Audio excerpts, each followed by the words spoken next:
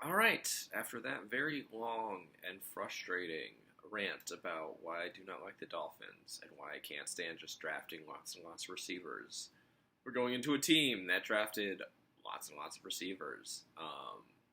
There's some running backs, I guess. But yeah, this is my 11 team. Honestly, if we're just being totally honest, like Charlie might be like here, and then the 11 team's like right here, and then 12 and 13 or 14 are like basically right around there. Like they're all relatively the same. So I don't these last five teams, like I guess if Javonte Williams pops, good for Charlie, but these last five teams are rough, man. Like there's Patrick at 9, maybe Mac and Patrick at like 9, 8 and 9, and then this is like 10. And then we're going and it's just like it's not close. Like there's a big gap. 8 and 9 to like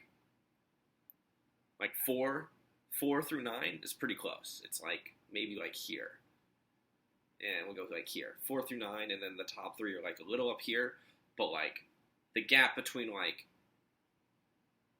9 and 10 is like this much. It's very, very wide. It is very, very big. So yeah, this is number 11. Whew, okay, number 11. We got Sarah. Obviously, I did not like your draft, Sarah. I made snarky comments about that, but we'll get into why. We'll get into the why. I do like the beginning. Ezekiel Elliott had him last year, another top 10 running back. I think he'll be better with Dak's back. He was fat last year. It looks like he's actually in shape now. Yay. It'll be a rough week 1 for him because the Bucs defense is big, but he's going to get a lot of carries, get a lot of targets. He was fabulous when Dak played. Is Dak going to be healthy the whole season? We won't really get into that, but I think he'll be better this year just because Dak will probably last longer, and the O-line ought to be healthier.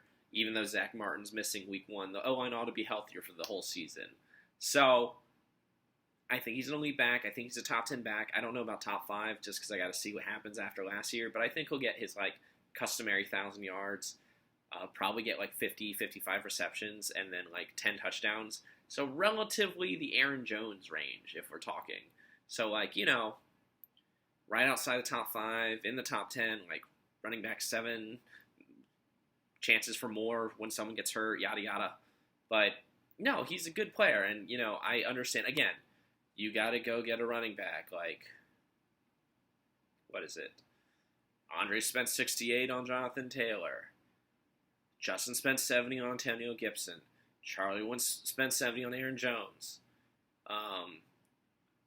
Ryan, unbeknownst to him, spent 56 on Saquon. Max spent 78 on Alvin Kamara. Rich spent 72 on Derrick Henry. Hannah spent 71 on Nick Chubb. Dalvin Cook went for 83 to Eileen. I spent 79 on McCaffrey. Najee went to 61 with Robbie.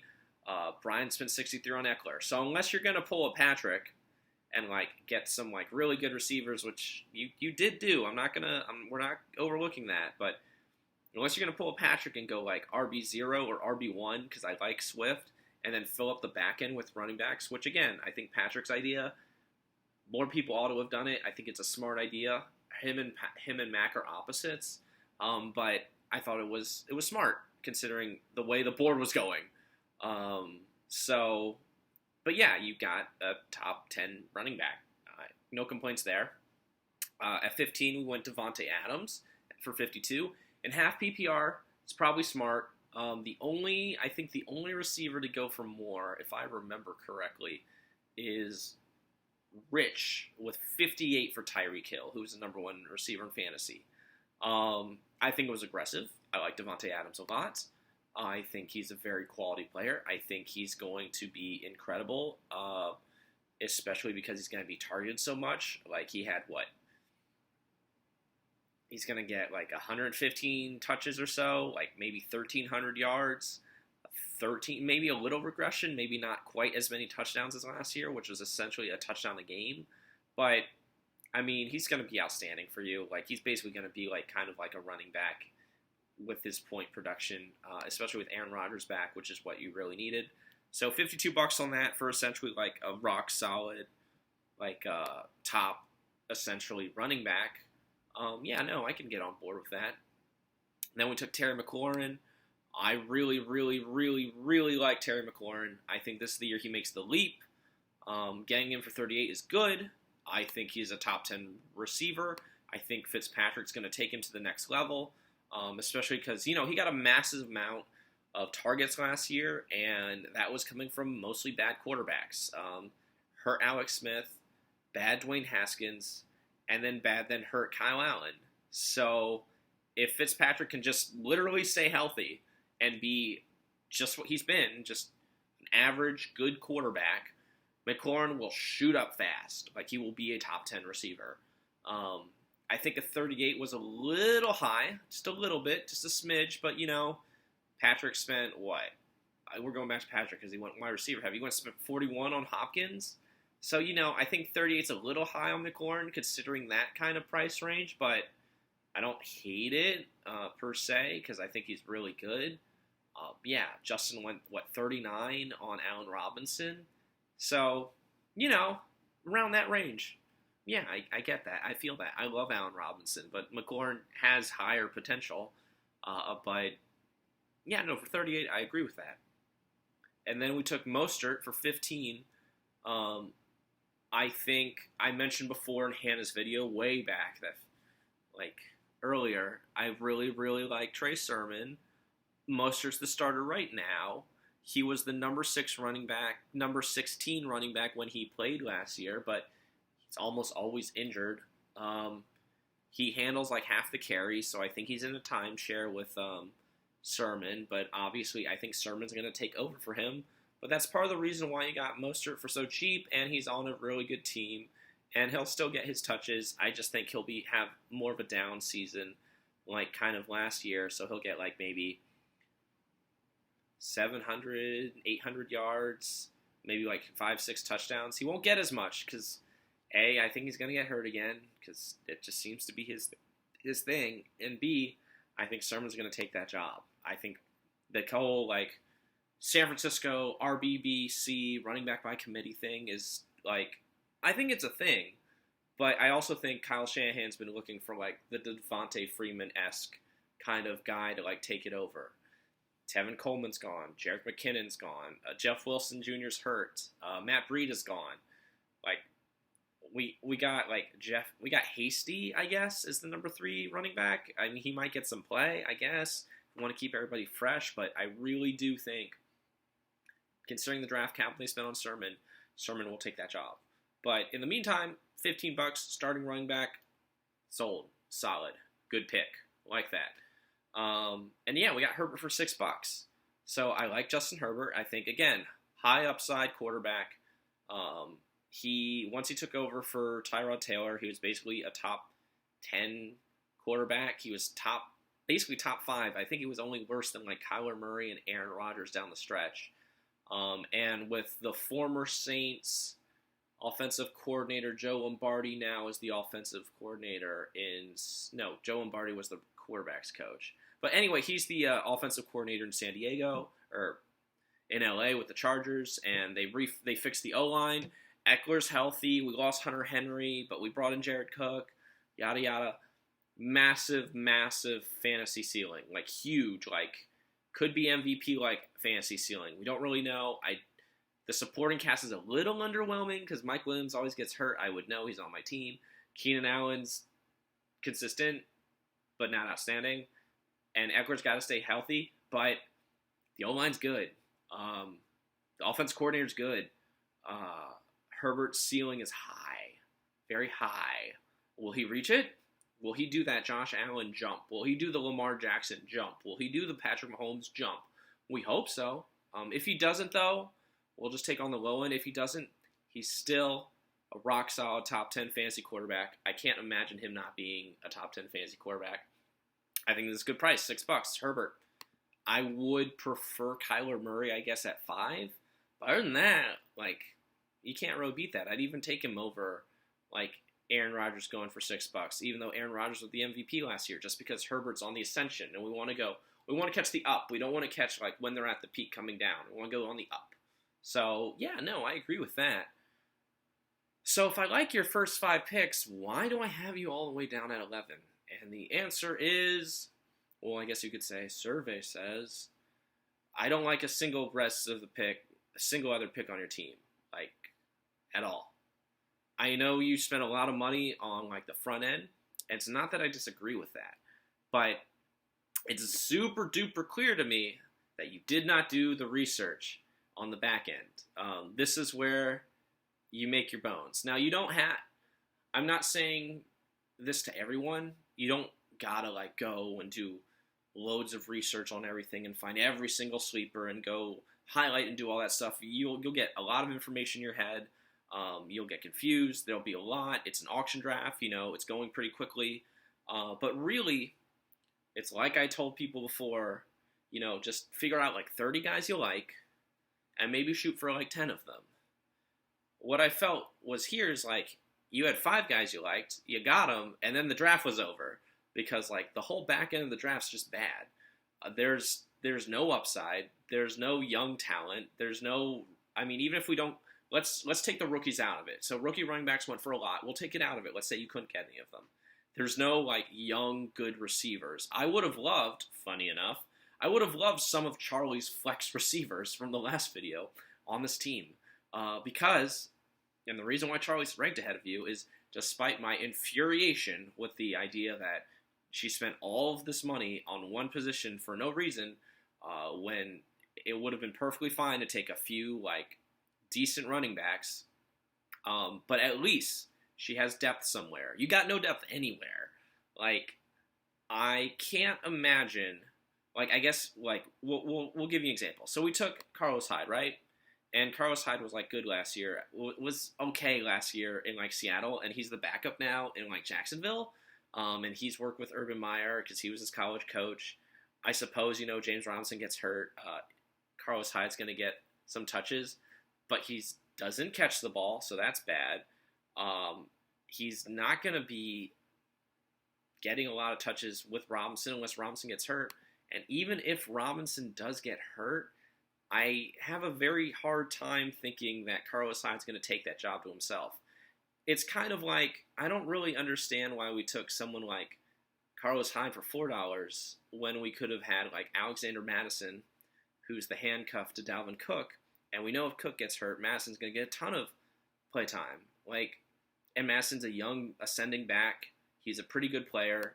I think, he's only, like, 20, 25? So, like, yeah, no, a young, talented player. Carlos Hyde is 30. Like, we know what Carlos Hyde is. And I understand he's the backup to James Robinson. So if Robinson gets hurt, he has some utility. But, like, that's, like, your number 3 running back. Then we took James White. I like James White. I don't want to, like, make it seem that I don't like James White. But we know what James White is. James White is like that bench piece that you break out just in case. It's half PPR, so he could have some utility. But we also know, like, James White's, like, what now? He's, like, 29? So, like, he's going to catch some balls. He'll start for you some weeks. He'll be, like, a low-end flex. He'll get, like, 50 balls, maybe 400 yards. He'll get some decent target share, but he's never going to touch the ball in the red zone. It's going to be hard for him to get any touchdowns at all. I don't know how, like, he's the occasional break glass in case of kind of pickup that you use on bye weeks to start. And, like, this is what we're using for depth. So, like, a good example of a player I might have liked more, we'll just look at someone's roster and find someone cheap. I don't want to use Charlie's. We could have had, like, I guess we were waiting a while. Philip Lindsay. We'll take Philip Lindsay. Philip Lindsay in Houston, that's a bad situation, and we've been over that. But Philip Lindsay has some utility. He's probably the starter in Houston, I guess. He's going to touch the ball. I mean, if we wanted, we could go, like, Malcolm Brown, the backup for Myles Gaskin. He might get some play time still, just as the goal line rusher. We could do. You liked A.J. Dillon. A.J. Dillon went for 5. That's not bad. He's going to see all of those Jamal Williams touches, kind of. So he has some utility. My point is, James White just has a very, very low upside. I understand he's playable and he's a good player, so he's got a floor, but his ceiling is super low because I think on the whole season he'll be lucky to score 4 touchdowns. He's never going to see the red zone work. It's just never going to happen. J.J. Taylor, Damian Harris, Brandon Bolden, all those guys are ahead of him on red zone work. And even then, Mac Jones is probably going to spread around. So, James White's the kind of guy I pick up. He's like Giovanni Bernard right now for the Bucs. That's literally, Giovanni Bernard was a free agent. And that's kind of how I feel about James White, especially because he's 29. There's no possibility for more. I don't want to go on another Dolphins rant, especially when I admitted, maybe taking Malcolm Brown. There's so many Dolphins in our league. So many people are hoping the Dolphins offense is good. And I'm just I don't think it's going to be that way, guys. I think it's going to be more of the same. So I think Gesicki's not good enough to be on the team. I'm going to be honest. He's basically a receiver. And he runs a lot of routes out of the slot. But he would be maybe in a perfect world if we had kept the tight end position a possible low-end, back-end starting tight end. But now, since it's a tight end / wide receiver slot, I don't think he'll get enough catches. We're talking maybe 50 catches on the season. I don't think he'll get, we've paid Will Fuller. We paid Malcolm Brown. We spent a first-round pick on Jalen Waddle. We paid Devontae Parker. Gesicki is not option 1, 2, 3, or 4. He after Gaskin, he might be 6. So I got a really, really difficult time seeing how Mike Gesicki gets play time. I'd rather have someone like Robert Tonyan, who I think is a free agent right now. I'd rather have someone like that who might be the number 3 or 4 option on a really good offense in Green Bay than be trotting out Gesicki, because you got to have a really elite offense to get even half those weapons to have utility. And I'm not sure the Dolphins are even going to be an average offense. So I know Gesicki was a late pick, but I really would have preferred, again, just taking a decent receiver somewhere who may be able to contribute. Elijah Moore. Elijah Moore is a good sleeper who went very, very late. I like him quite a bit. We could have taken, Tyler Higbee, I guess, as a tight end, but, he might be the number 4 option in the Rams offense that might be ascending. Nelson Aguilar is the number 1 option with New England.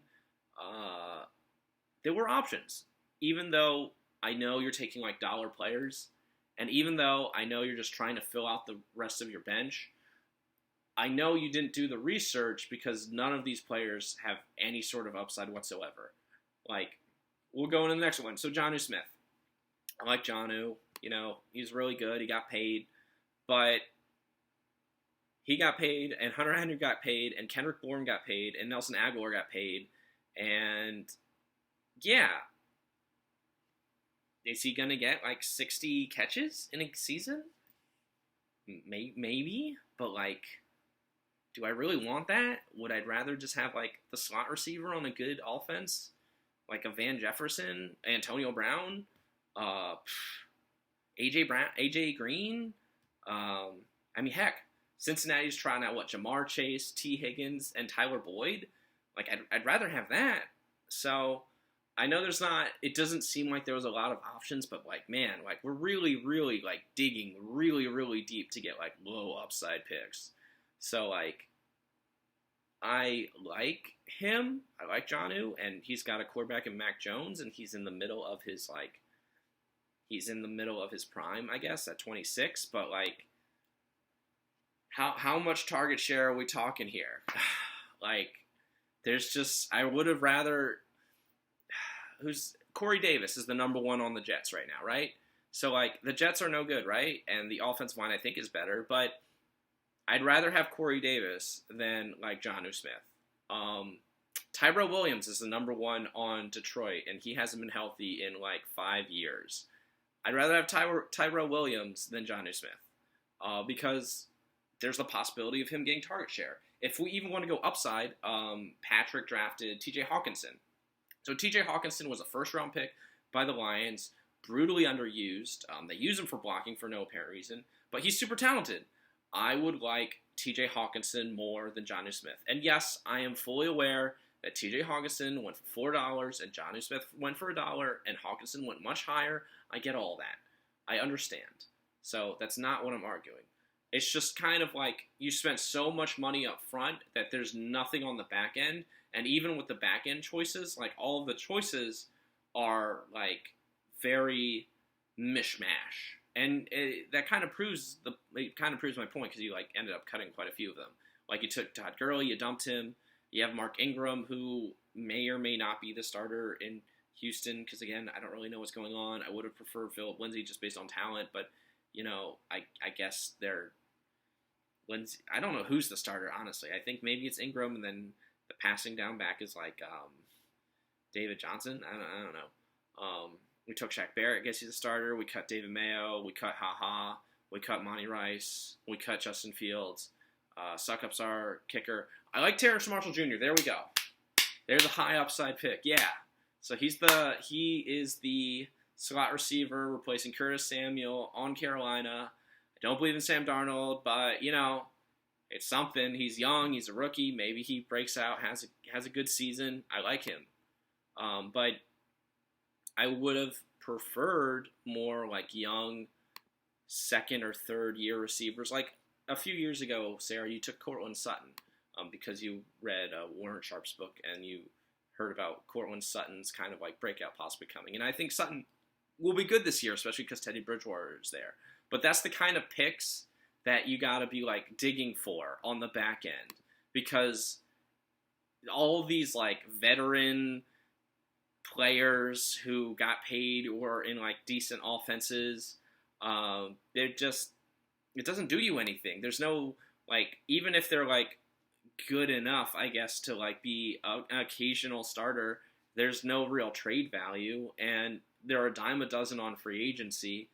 Gosh, I mean, let me go look at free agency right now. Yeah, top flex guys like Robert Tonyan. I would take Robert Tonyan today over Mike Gesicki, without a doubt. There's no questions asked. We won't even get into like all the other tight ends because there's too many tight ends. Emmanuel Sanders is the number 2 in Buffalo right now with Josh Allen. He could be like, I don't know, Sammy Watkins in Kansas City, but that's a high-end offense. You know, I'm sure there's room for him. Sammy Watkins is available. He's like the number 2 in Baltimore. He'll get hurt. We know that. But, you know, like, I like Kadarius Toney is available right now. He was like a first-round pick for the Giants. We don't believe in Daniel Jones. We think Daniel Jones is bad. But, you know, he's a rookie first-round pick. There's some upside. Like, I'm digging here, but, like, I'm trying, man. I'm trying real hard. Like, Boston Scott, the backup, Brian hasn't picked up the backup of Miles Sanders. So Boston Scott's the backup to Miles Sanders, and he's looked pretty good when he's played. Joshua Parker, who's looked really good in camp for, like, the Chargers. He's a young receiver. He was just picked in the 3rd round, and it looks like he's going to be, like, the slot guy behind Keenan Allen and Mike Williams. Like, that's the kind of stuff you got to be digging for. Like, that's the kind of stuff that you kind of want to fill out the back of the bench. Because if they pop, then, you know, that will make your team. That could make or break your season. And there's just nobody on your bench that has even the possibility of doing that. Like, there's no way James White in any universe is a top 30 receiver this year. There just isn't. And it's not because I don't like him. He might be healthy the whole season. He might catch like 50, 60 passes. but he's never going to be the goal line back. And even if Damian Harris gets hurt and Brandon Bolden gets hurt and J.J. Taylor gets hurt, they'll bring in someone off the street before him to be the goal line back. And even if James Robinson gets hurt and we put in Carlos Hyde is 30. I guess maybe if James Robinson like breaks a leg and Etienne's gone and like Urban Meyer trusts Carlos Hyde, he can run him sort of in the ground. But like honestly, at that point, like do we trust him to do anything? Like the O-line's bad. Lawrence is gonna get killed. I think most people know that. Maybe Robbie doesn't, but I think most people do. Like even if Hyde takes the starting job, he had the starting job in freaking Seattle when Carson was hurt and he didn't do anything. Like, and he was in surprisingly, he was in a better situation there. Like, what makes us think he's gonna do anything in Jacksonville? So, I don't know, man. It's just like, no me gusta. It's just the whole back end of the draft. It's just like, it's very clear. It's like, there was no research done. You didn't get Tony Pollard, who's like the handcuffed Ezekiel Elliott. I guess it would be hard to get Trey Sermon because he went for Hyde, but like just some decent plays like a Philip Lindsay, Ronald Jones went for cheap. My goodness, like Elijah Moore, decent young talent instead of all of this like older. I guess Gesicki's like 26, so maybe he's like kind of young. But other than that, like you already had to turn over your entire defense, and I think this is part of the reason why I think the projections don't even like you very much going into this. And at the very least, I can say, and this is again why I have you behind Charlie, despite again her 8 pass catchers, which is just like, oh my god, like why? But at least, the very least, other than maybe Gronk, 7 of them got utility. Like you can, if they're healthy and they're on a team, you can play them. Like they're startable. Does it make sense on her team with all of them? No, it doesn't. But they have some value. Like none of these back end guys. Like I think you picked up like Zach Pascal, who's like the number 2, I guess, with T.Y. Hilton hurt. In Indianapolis, maybe he could be something, but like you had to pick up Ty Johnson. I mean, he's splitting carries with Tevin Coleman. I took Tevin Coleman for like $2. But I mean, we're really, really digging deep in the barrel. I don't know why we took 2 tight ends. I don't know why we have Mark Ingram and a Texans running back. I don't know why we took Carlos Hyde and spent $4 to take Carlos Hyde. I like your starting core. I think they'll win you weeks. But it's going to be exceedingly difficult for you to get into the playoffs with this team because it's so shallow. Your team's so shallow it runs into your starting lineup. Like you're starting like Gesicki and White, and that might be like the worst bottom starters on any team. I don't think Gesicki and White are good enough to start on almost any other team. I think even possibly even Rich's team right now, they wouldn't make his starting lineup. So it's rough. I think you have the possibility, because you're such a good manager, of getting into the playoffs. But you're not just gonna need like a Mike Davis move like you did last year. You're gonna need like more than that. You're already in a deep hole, whether you know it or not. Just because like there's no ceiling on any of these back end guys. None of these dollars guys there's ceiling on. And that really, really sucks for you a lot. And I understand why, because like you spent a lot of your money up front, and I understand why, because you got some really quality, good players, but everything has to break right for you. All of the players have to stay healthy, and we don't know that. What if Tony Pollard turns out to be better than Elliott and takes that starting job? Kabloom. Like, what do we do? So, we can play the what if game all day, but the 5 have to stay healthy, and even if they stay healthy, and even if they go off, your bench is so shallow, it might not even matter some weeks, because like you could get killed at like wide receiver, tight end, and flex. Like you could be putting up like very, very low numbers. If the Dolphins have like a 3-point day and you're starting Gesicki, you might get like 4 points out of him, and that'll just kill you. So yeah, that's why you're at 11. Because even with teams ahead of you, even with like Charlie, who infuriates me, she accumulated depth. She accumulated players who have value, who she could possibly trade for something. I think you'll pass her. You have a better chance of getting into the playoffs than her, because you'll put in the work.